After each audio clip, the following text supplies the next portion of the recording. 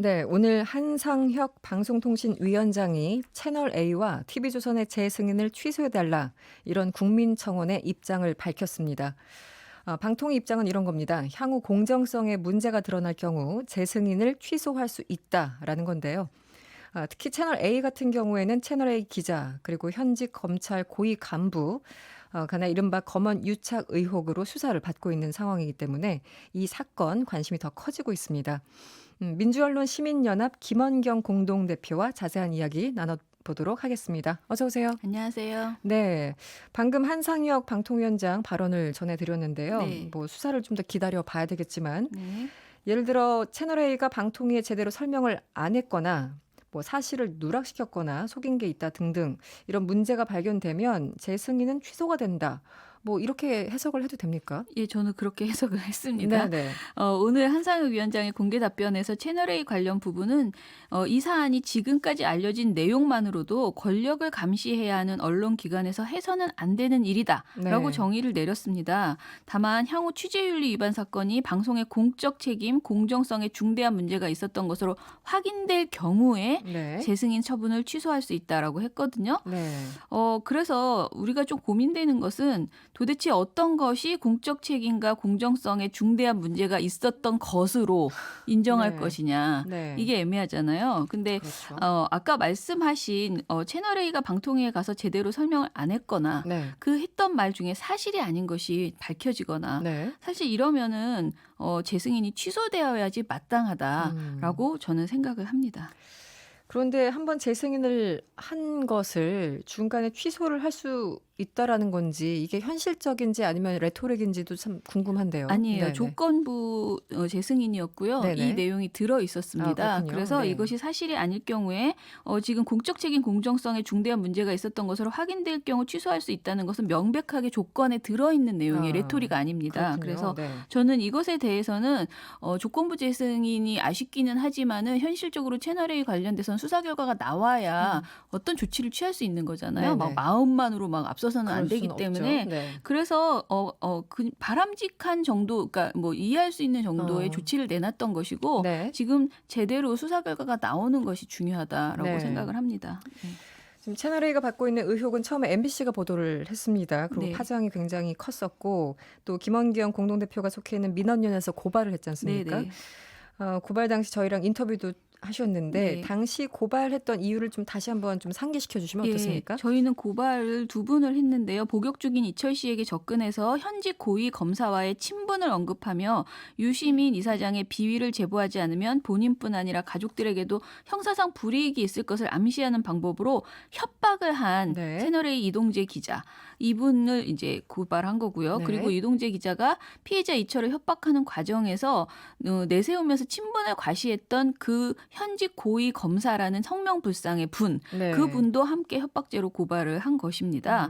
저희는 이렇게 두 분만을 일단 했는데요. 일단은, 지금 이제 채널A의 자체 조사, 진상조사 보고서 등을 보면은 사실은 몇 분은 더 추가적으로 수사를 해야 되겠다라는 저희가 보기에는 네네. 그런 분들이 보이거든요. 네. 근데 이것들에 대해서는 검찰 수사 진행 과정을 좀 보면서 네. 저희도 추가로 고발을 해야 되지 않을까 이런 지금 고민을 하고 있습니다.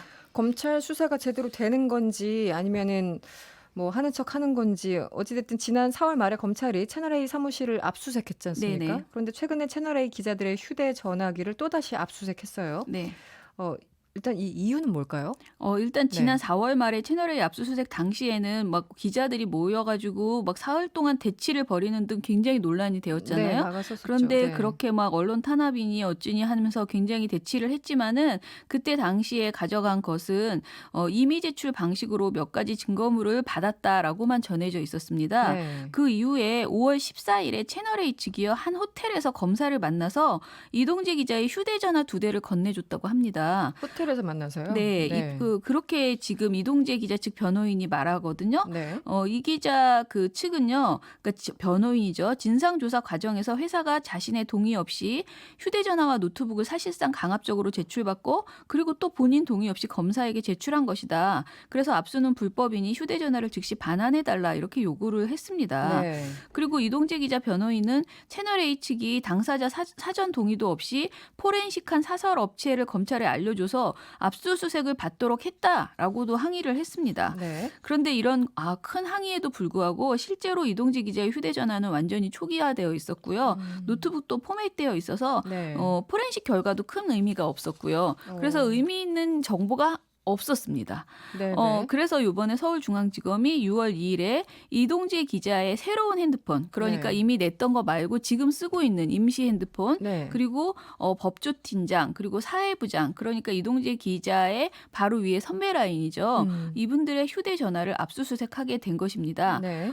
이 두 분의 그 휴대전화를 압수수색한 이유는 채널A 상급자들이 이 기자의 부적절한 취재에 어느 정도 관여했는지를 들여다보기 위해서라고 할 수 있습니다. 그러니까 앞서 말씀해 주셨지만 이동재 기자의 핸드폰은 다 초기화돼 있었고 네. 노트북도 사실 깨끗한 상황이었을 텐데 그러면 어쨌든 증거로 사용될 수 있는 것은 뭐 삭제된 증거는 지금 없어진 그런 상황이 아닌가 싶기도 하고 다른 휴대전화를 뒤늦게 압수수색하는 게 또 의미가 있습니까? 그게 근데 이제 최근에 사용하던 것이기 때문에 네네. 최근에 아무런 어떤 자기 본인에 대한 변호 관련된 이야기 이외에 뭐 있겠습니까? 네네. 그래서 사실 그것은 별 의미가 없어 보이고요. 네. 굉장히 아쉬운 것은요. 모든 것이 다 너무 느리게 됐다라는 것입니다. 뒤늦게. 그래서 보시기에, 네네. 예, 채널A 자체 조사에서도 사측이 보다 빠르게 증거 자료를 확보했어야 하는데 사실상 증거 인멸을 할 시간을 벌어준 것 아닌가라는 의심이 될 정도로 느렸고요. 네. 또 검찰에서도 마찬가지로 모든 뭔가 자료를 받는 거에 있어서 느렸다.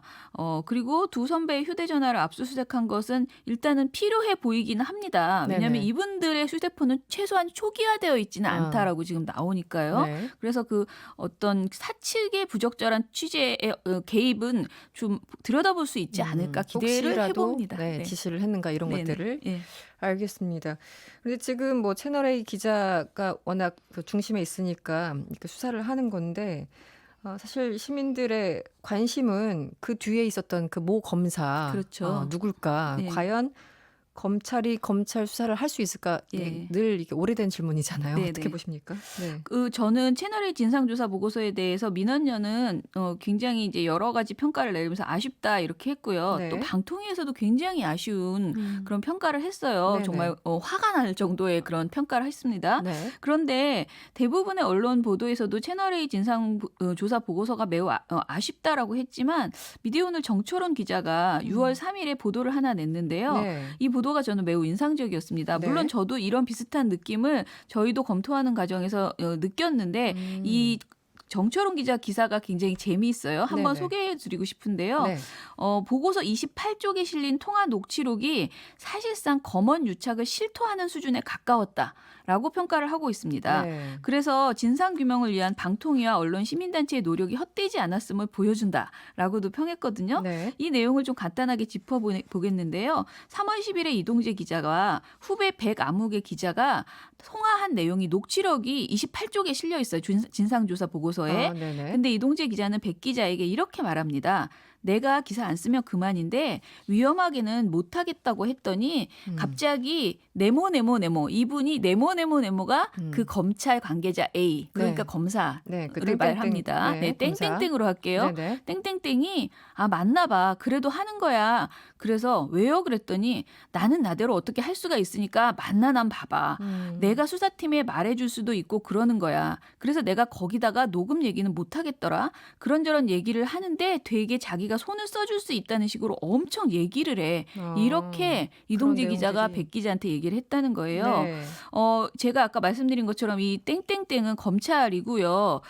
그런데 아까 읽어드린 것처럼 이 기자와 백 기자의 대화 내용을 보면 이 기자가 검찰 그 관계자 A에게 나는 위험해서 못하겠다라고 말하자 네. 도리어 그 검찰분이 이철 측을 만나보라면서 취재를 지시했다라는 네. 내용이 담겨 있는 거예요. 이 발언 속에. 네네. 심지어 백 기자가 어떻게 손을 써줄 수 있다는 거예요? 라고 묻자 이 기자가 아니 당연히 이게 사법 절차상 뭐 이렇게 자백을 하고 반성한 다음에 개전의 정을 많이 나타내면 당연히 그 부분은 참작이 되는 것이며 우리 수사 역시 그렇게 흘러갈 수밖에 없다고 하고 내가 수사팀에다가 얘기해 줄 수 있다로 하면서 네. 어디까지 나왔어? 이러고 그래서 내가 아무것도 못 받았어요. 그랬더니 일단 그래도 만나보고 나를 팔아 막 이러는 거야. 나를 팔아. 네. 검찰이 이렇게 말했던 그 검사라는 분이 땡땡땡 검사가 이 네. 기자한테 했다는 얘기군요. 네. 이렇게 녹취록에 써 있습니다. 그리고 실제로 3일 뒤인 3월 13일 이동재 기자는 네. 그의 지시대로 사실 그를 팔았다고 볼 수 있는 그런 발언을 이 분에게 누군가에게 이철 측 대리인 지 씨에게 하는 것이 또 나오거든요. 네네. 그러면서 채널A는 사실 각종 증거인멸 과정을 사실상 방치하고 네. 진상조사 보고서에서도 그 검찰 A가 누구인지 전혀 특정하지 않았지만은 이 보고서를 쫙 이렇게 읽어보면 네. 검언 유착을 유추할 수 있는 결정적 장면이 제공되어 제공돼 있다. 있다라는 거예요. 알겠습니다. 예. 네. 그래서 저는 말씀드리고 싶은 건 네. 공은 검찰로 넘어갔다. 네. 아무튼 이렇게까지 말만 안 했지 정황을 다 이야기한 상태에서 이제는 검찰이 어떻게 수사하냐가 가장 중요하다라고 말씀드리고 싶습니다. 알겠습니다. 다시 한번 철저한 수사를 촉구한다. 이렇게 가름을 좀 해야 네, 되겠네요. 네, 지금까지 민주언론 시민연합의 김언경 공동대표였습니다. 오늘 고맙습니다. 감사합니다. 여러분의 퇴근길을 꽉 채워드립니다. 평일 저녁 6시 5분 이승원의 세계는 그리고 우리는